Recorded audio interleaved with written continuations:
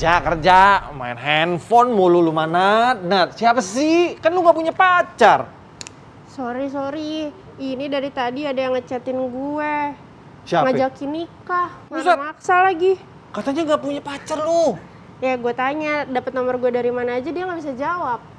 Tapi diladenin, ngapain juga, Nat? Delete aja nih, delete. Delete atau nggak usah Nggak usah dibales lah ya. tanggepin gitu. Siap. Tapi kalau dari gue, tanggepin lah.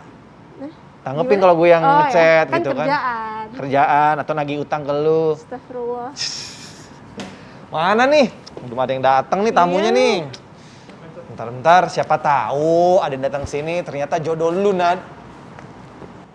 Aminin aja dulu, bingung sendiri kenapa jadi diem dia. Ya, saking Ya, siapa baper. tahu. Iya. Assalamualaikum warahmatullahi wabarakatuh. Waalaikumsalam warahmatullahi wabarakatuh.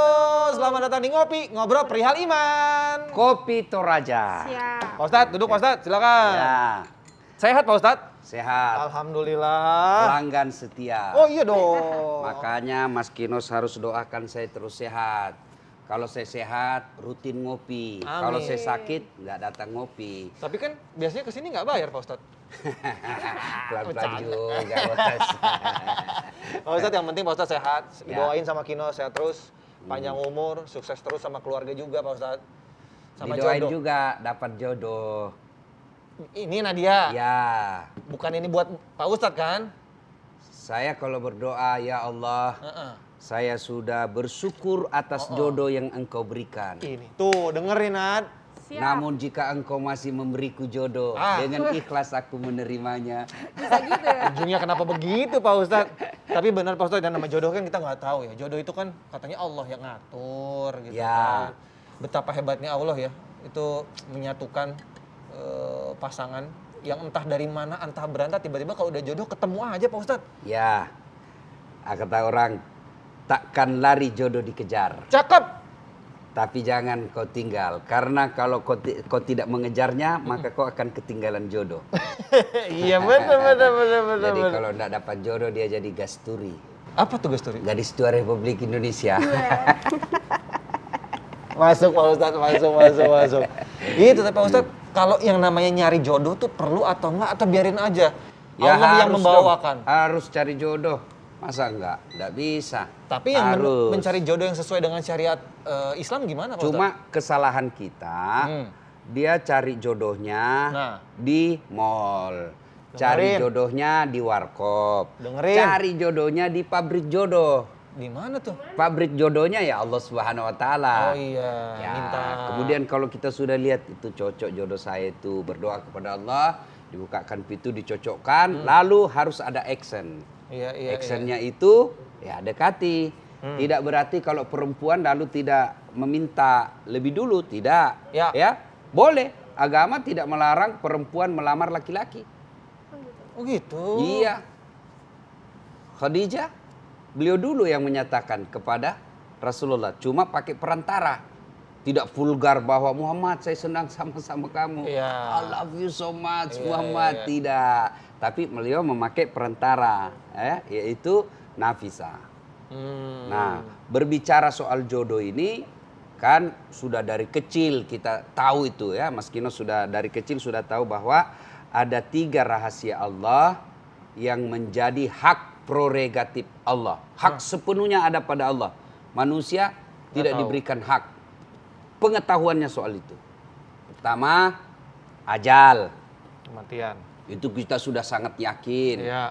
Kemudian yang kedua, rezeki. Iya benar. Ya. Iya. Yang ketiga, jodoh. Jodoh rahasia Allah. Iya. Ada orang pacaran 3 tahun. Nggak jodoh-jodoh, nggak nikah. Iya. Lepas dari pacaran 3 tahun itu, baru 1 minggu, nikah. Ditangkap Satpol PP. Ya, Iya kan? kenapa bisa begitu? Ya, Ketangkap itulah Satpol PP. jodoh. Itu Iya, jodoh rahasia Allah. Iya. Ada orang bilang, jeleknya suaminya Ustaz, cantiknya istrinya. Ya jodohnya dia. Jodoh itulah rahasia Allah, jodoh. Meskipun demikian rahasia Allah, Nabi memberikan tips sukses mencari jodoh. Ada kriteria-kriteria.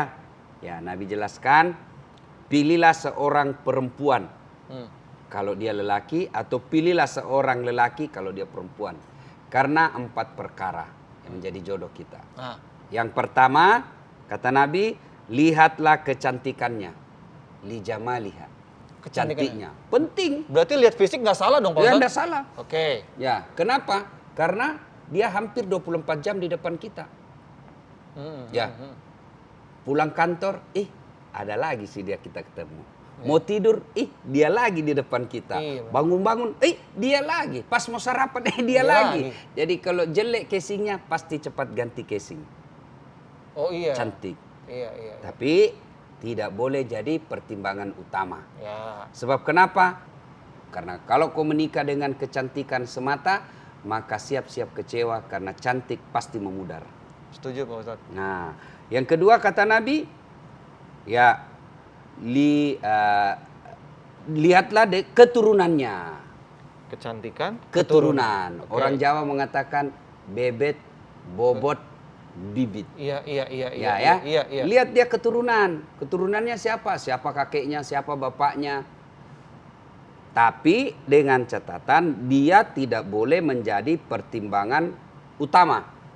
Sebab kenapa? Sejarah pun membuktikan ada orang bapaknya Nabi, tokoh, tapi anaknya menjadi pengkhianat.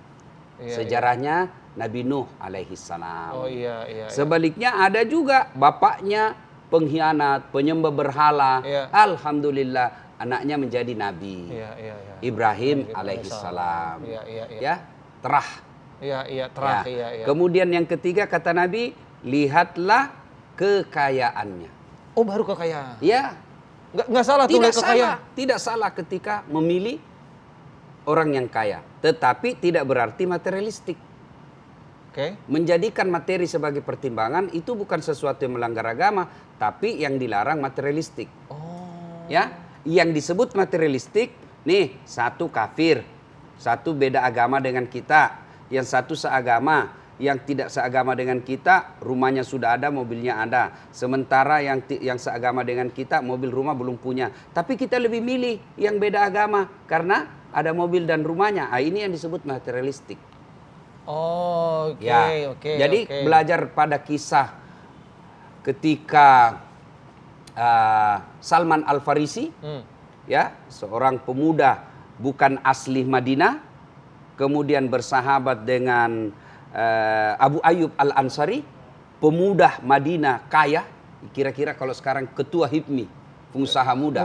Iya, benar. Kemudian Salman Al-Farisi mencintai seorang gadis waktu itu. Ya. Tapi dia sadar diri, wah ini kan saya pendatang, cewek yang saya suka ini penduduk pribumi.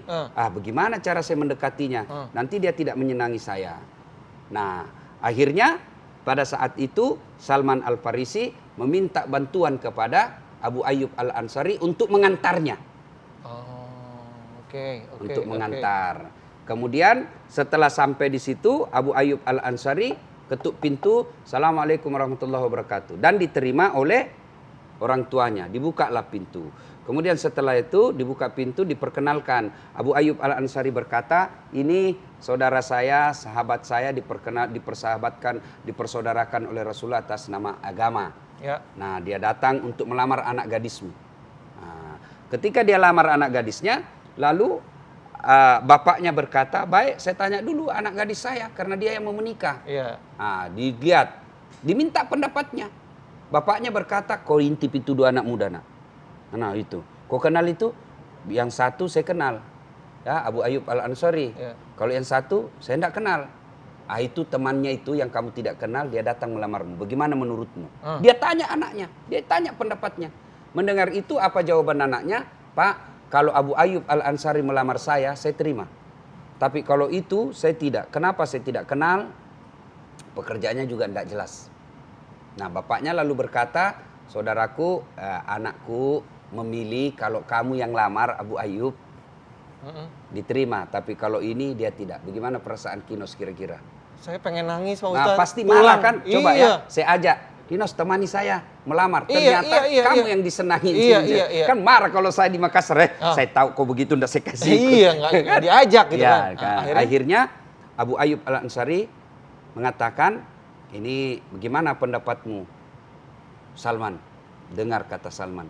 Abu Ayyub, seluruh perlengkapan yang saya bawa, mahar yang saya sudah sediakan, saya hadiahkan kepadamu, nikahi dia. Ini jodohmu.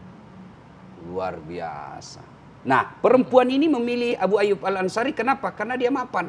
Dan itu tidak dilarang. Kenapa? Karena dua-duanya bagus agamanya, dua-duanya sahabat Nabi, memilih yang lebih mapan ekonomi. Dan itu perintah agama, tidaklah melanggar agama. Oh. Pilih karena kekayaannya. Yang keempat, kata Nabi, Keempatnya boleh nggak ditahan dulu nih? tahan dulu. Minum dulu. Ngopi dulu. Iya, sama saya pengen nanya juga. Ya. Kalau yang melihat kekayaan itu cuman boleh pihak perempuan atau yang laki-laki juga boleh? Boleh. Minum dulu Pak Ustadz. Ini menarik nih jawabannya Orang nih. Makassar bilang, mari Kidi. Mari Kidi. Oh.